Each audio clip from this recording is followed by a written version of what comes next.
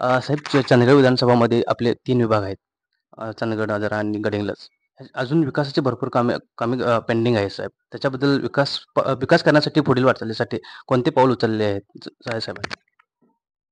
मला तुमच्या चॅनलच्या माध्यमातून सांगताना एका गोष्टीची नोंद निश्चितपणे द्यायला लागेल, की खास करून हिरण्यकेशी नदीला जो पूर येतो किंवा ताम्रपर्णी नदीला जो पूर येतो, घटप्रभा नदीला जो पूर येतो, हा पूर कशामुळे येतो? वर्षानुवर्ष जो गाळ साठलेल्या नद्यांमध्ये, त्यामुळे नद्यांची खोली कमी झालेली आहे. त्यामुळे पावसाचं पाणी पटकन पात्राच्या बाहेर येतं आणि त्यामुळं आजूबाजूच्या प्रदेशाला धोका होतो, वाहतूक बंद होते, खूप मोठं नुकसान देशाचं होतं, राज्याचं होतं, लोकांचं होतं. ते टाळावं म्हणून आमदार साहेबांनी या 3 नद्यांमधला गाळ काढून घेण्याचं जे काही काम आहे ते मंजूर करून घेतलंय.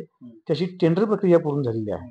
फक्त त्याच्यावर निधीची तरतूद राहिली होती. ती माझ्या माहितीप्रमाणे मधल्या काळात झाली असेल. आता ही निवडणूक झाली की ती प्रत्यक्षामध्ये गाळ काढायची प्रक्रिया सुरू होईल. तो एक खूप मोठा त्यांच्या वाटचालीला टप्पा आहे.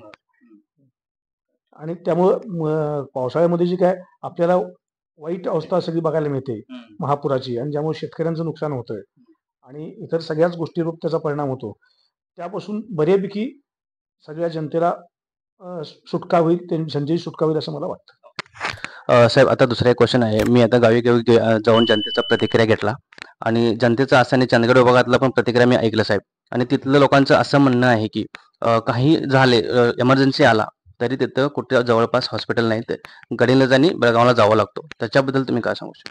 त्यासाठीच मी तुम्हाला सांगितलं की आता चंदगड तालुक्यात पाटणे फाटा येतं 33 कोटी रुपयाची 33 कोटी रुपये खर्च करून जी इमारत उभी राहणार आहे ट्रॉमा केअर सेंटरची, त्याचं काम सुरू झालेलं आहे. ती इमारत पूर्ण झाली की ट्रॉमा केअर सेंटर तिथं उभं राहील. त्यामुळे इमर्जन्सीमध्ये लोकांना जी काय आरोग्य सुविधा मिळाली ते मिळायचा मार्ग मोकळा होईल. साहेब आता मी येतोय लाडकी बहिणीकडे.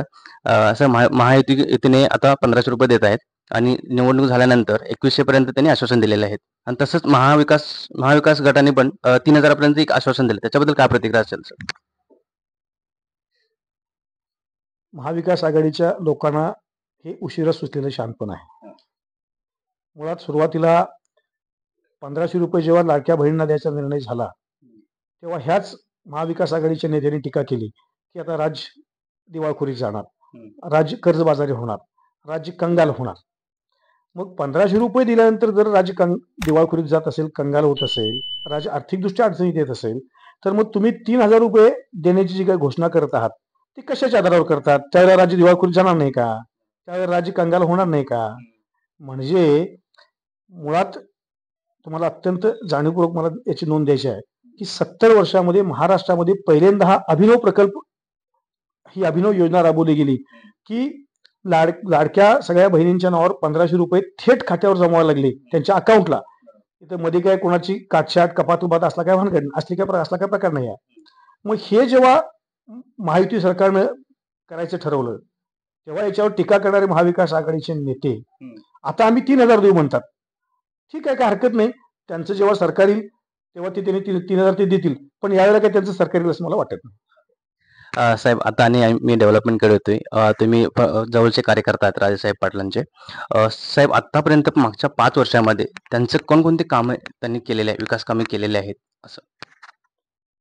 तुम्हाला एक दुसरा महत्वाचा, आता मी तुम्हाला एक 269 कोटीचा एक रस्ता सांगितला. रस्त्यासाठी त्यांनी प्रचंड मोठ्या प्रमाणात निधी आणलेला आहे. पुलांसाठी खूप मोठ्या प्रमाणात निधी आणलेला आहे. फाटकवाडी प्रकल्पाची गळती हा एक खूप मोठा धोक्याचा विषय होता तिकडच्या त्या परिसरातल्या लोकांना आणि धरणाच्या दृष्टीनं. त्यासाठी त्यांनी 30-35 कोटी रुपयाचा निधी मंजूर करून